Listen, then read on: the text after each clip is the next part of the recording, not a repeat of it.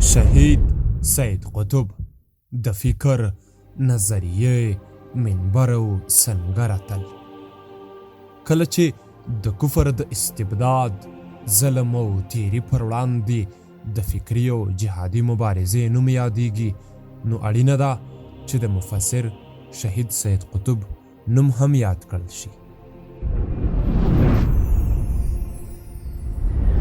دا ځل مو درته د اسلام د یو بل سپاهي په ژوند مبارزې او اسلام ته په کړو خدماتونو پراخ معلومات راټول کړي دي. مهرباني وکړئ افغان دعوت چینل سبسکرایب او زموږ ویډیوګانې وګورئ. د سپېڅلي اسلام دا مبارز د تاریخ لیکونکو له خولې په کال 1960 میلادي کې زیږېدلی دی. نوم یې سید او کورنی نوم یې قطب دی. د شهید پلرونه او نیکونه له آره د جزیرة العرب اوسېدونکي وو. د شهید د کورنۍ یو مشر له هغه ځایه مصر ته راغلی و او د دې ځای له زوزات نه یو هم د شهید سید قطب پلار حاجي ابراهیم قطب و. د حاجي ابراهیم قطب 15 اولادونه وو چې له ډلې یې 2 زامن او 3 لوڼې وې. د شهید سید قطب زده کړې. شهید سید قطب د خپل مور او پلار په هڅو تشویق ښوونځي ته وهڅول شو. سره له دې چې د له ښوونځي سره مینه هم نه درلوده خو بیا ډېر ژر له ښوونځي راووت او د قرآن د حفظ په مدرسه کې شامل کړل شو او په 10 کلنۍ کې یې قرآن په یادو زده کړ. شهید سید قطب په ماشومتوب کې ډېر حساس او ځیرک و. حتی یوه خبره یې هم پرته له دلیله نه منله. شهید قطب له کتاب او کتاب لوستلو سره لیونۍ مینه درلوده. د همدې له امله په خپل کلي کې د کتاب لوستونکي په نوم مشهور و. سید وروسته له 6 کلونو په کال 1913 میلادي کې د ابتدایه ښوونځي زده کړې په بریالیتوب پای ته ورسولې او له خپل پلار سره یې د هیواد په سیاسي، ټولنیزو او نورو موضوعاتو اونیزو غونډو کې ګډون کاوه. سید قطب د هیواد د بد وضعیت له امله 2 کاله له زده کړو محروم شو خو وروسته په کال 1920 کې قاهرې ته ولاړ او هلته یې د عبدالعزیز په نوم په یوه زده کړیز مرکز کې زده کړې پیل کړې او بیا وروسته یې د دارالعلوم پوهنتون ته لاره وموندله. شهید سید قطب په کال 1932 میلادي کې د عربي ادبیاتو په برخه کې خپل زده کړې تر لیسانس ورسولې او په 1933 میلادي کې د مصر د پوهنې وزارت په بلنه د عزیزیه په نامه ښوونځي کې ښوونکی وټاکل شو او وروسته په همدې وزارت کې په بېلابېلو دندو وګمارل شو. سید قطب د خپل قلم له څوکې د مصر په حکومت توندې نیوکې کولې او خلک یې سوچه اسلامي نهضت ته رابلل. د همدې له امله د مصر حکومت تصمیم ونیوه تر څو سید قطب له ملګرو سره د تحقیق کولو په بهانه امریکا ته ولیږي. د مصر حکومت له دې کاره 2 موخې درلودې.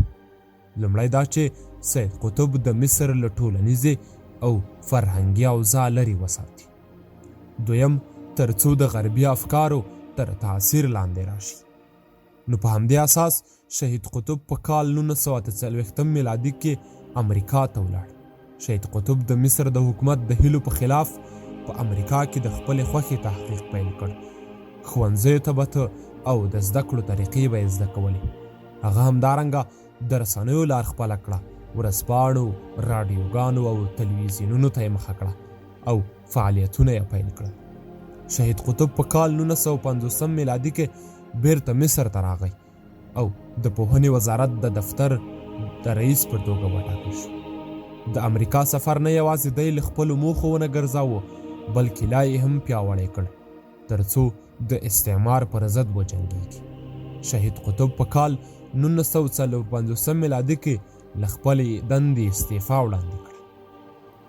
د رسنیو په ډګر کې سید قطب له وړوکوالي له مطبوعاتو سره مینه درلوده او خپله لومړنۍ مقاله یې آن په 14 کلنۍ کې په یوه مجله کې خپره شوې وه او وروسته له استعفا یې په دې ډګر کې لا هم ځان غښتلی کړ. په بېلابېلو مجلو، ورځپاڼو او اونیزو کې یې مقالې خپرولې او خپله یې د مدیر مسؤل په توګه دنده ترسره کوله. دا چې د ده مقالې د مصر په حکومت نیوکې او د اسلامي نهضت پیاوړتیا لپاره وې، نو د همدې له امله یې ډېرې ورځپاڼې او مجلې له بندیز سره مخ کېدلې. شهید قطب په خپل 25 کلن رسنیز ډګر کې 455 مقالې او قصیدې په بېلابېلو مجلو او ورځپاڼو کې خپرې کړلې او په همدې موده کې یو وار آن تر زندان هم ورسول شو. د شهید قطب عقیدوي استادان. د شهید په عقیدې او فکر ډېرو استادانو تاثیر درلود چې له ډلې یې دې دواړو ډېر تاثیر درلود. لومړی ابوالاعلی المودودي پاکستانی متفکر او په هند کې د اسلامي جمعیت ګوند مؤسس و. دویم یې عباس محمود عقاد چې سید ورسره د خپل ماما په واسطه اشنا شوی. دا چې سید قطب له عباس سره ځینې مشترکات درلودل، د همدې له امله له هغه متاثره شو. خو بیا وروسته په کال 1950 کې کله چې سید قطب په رسمي ډول له اخوان المسلمین سره یو ځای شو، د عباس محمود له کلک انتقاد سره مخ شو او حتی شهید قطب ته یې په یوه مقاله کې توهین وکړ. د شهید قطب فکرونه او باورونه. شهید قطب د 1925 نه تر 1964 میلادي کال د اخوان المسلمین د متفکر مغز په توګه یادېده. شهید قطب د اخوان المسلمین په هکله وایي خدای جل جلاله دې اخوان المسلمین ژوندی لري چې مصر یې د جهاد په اصلي معنا پوه کړ او جهاد یې له شعارونو او چکچکو خلاص او د عمل جامه یې ور واغوستله. شهید قطب په دې عقیده و چې که چېرته هره ډله یا هیواد په کوم اسلامي هیواد نظامي یرغل کوي باید تر سیاسي او اقتصادي تحریم لاندې ونیول شي. شهید قطب وایي انګلستان او امریکا د روسیې په مرسته له فلسطین نه د مسلمانانو په ویستلو کې مرسته وکړه. همدارنګه فرانسه د افریقا په شمال کې زموږ پر وړاندې جنګیږي او په ډله ییز ډول وحشتونه کوي. نو په همدې اساس له هر کفري هیواد او حکومت سره د مسلمان هیواد او حکومت لاسنیوی او همکاري بالکل ناروا ده. شهید قطب له ټولو اسلامي شرکتونو غوښتي وه ترڅو له کفري هیوادونو سره هر ډول قراردادونه لغوه کړي. همدارنګه شهید قطب ټولنه په 2 ډوله ویشي: اسلامي ټولنه او جاهلي ټولنه. اسلامي ټولنه هغه ټولنه ده چې په ټولو اړخونو کې عقیده، عبادت، د شریعت احکام او اسلامي سلوک ښکاروي. او جاهلي ټولنه بیا هغه ټولنه ده چې بالکل د اسلام ضد وي. د شهید قطب سیاسي مبارزه. د شهید قطب مهمه سیاسي دوره هغه وخت پیل شوه کله چې هغه له اخوان المسلمین سره یوځای شو. اخوان المسلمین په 1458 کال کې د حسن البنا رحمه الله له لوري تاسیس شو.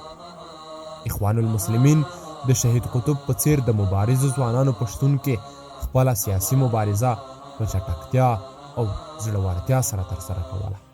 په همدې موده کې خپل سلګونه ځوانان د دار او زندان تر حده ورسېدل او په همدې موده کې شهید قطب هم د زندان تر تنبو ورسېد.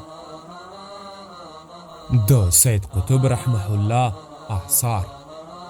شهید سید قطب د اسلامي ټولنې، دین، مبارزه او جهاد لپاره په بېلابېلو موضوعاتو ډېرې زیاتې لیکنې، مقالې او کتابونه چاپ کړي دي چې د کتابونو له ډلې کولی شو د دې ورنونه واخلو: المستقبل لهذا الدين، الإسلام ومشكلات الحضارة، خصائص التصور الإسلامي، في ظلال القرآن، معالم في الطريق، مقومات التصور الإسلامي.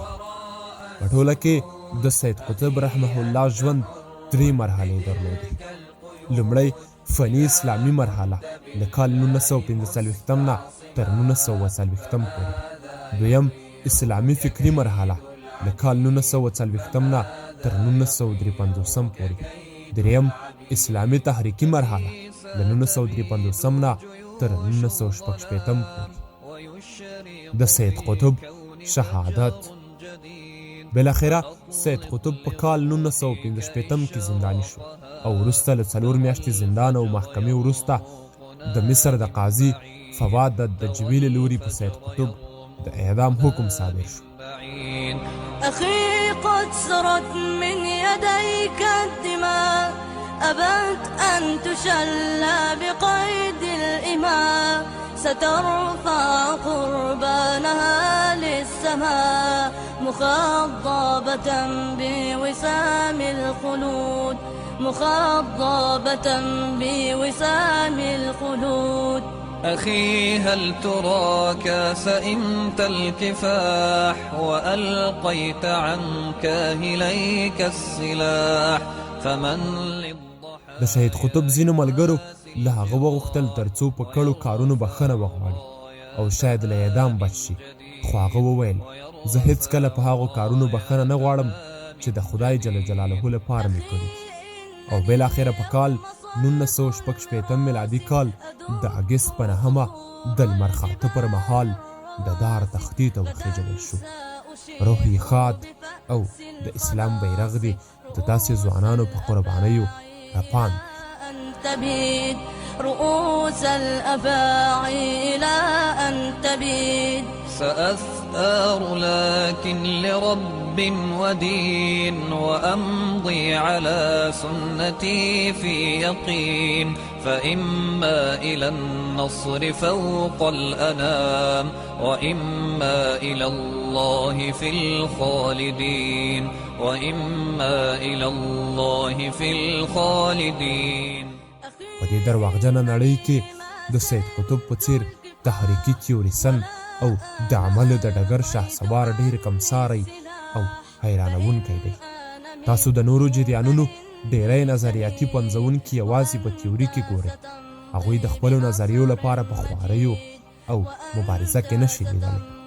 خو سید قطب ویل که څوک فکر کوي اسلام له قربانۍ پرته حاکمېدای شي هغه د اسلام په روح نه پوهیږي. او بیا تاسو سید قطب ګورئ چې د دې قربانۍ پر کرښه د دار ټالیو ته ګړندي ګامونه اخلي. د سید قطب رحمه الله مشهوره ویناوې د اسلام محاسن او فضایل هغه وخت رامنځته کیږي کله چې واک په لاس کې وي. د الله تعالی په تله کې لوړ نرخ د عقیدې دی. د الله تعالی په بازار کې مشهور ارزښت لرونکی توکی ایمان دی. په خپل لوړ شکل کې بریا په مادیاتو باندې د روح بریا، په درد باندې د عقیدې بریا او په فتنې باندې د ایمان بریا ده. استعمار له هیڅ شي دومره ویره نه لري څومره چې د فکر او پوهاوي له ازادۍ څخه لري، او له هیڅ چا نه دومره غچ نه اخلي څومره چې د مړ وجدان له بیدارونکو څخه یې اخلي. اسلامي ټولنه یوه نړیواله ټولنه ده، په دې معنا چې نه توکمپاله ده، نه قومي او نه هم د جغرافیایي پولو پر بنسټ ده. دا یوه داسې ټولنه ده چې د هر ډول انسانانو لپاره له نژاد، رنګ، مذهب او عقیدې څخه پرته ده.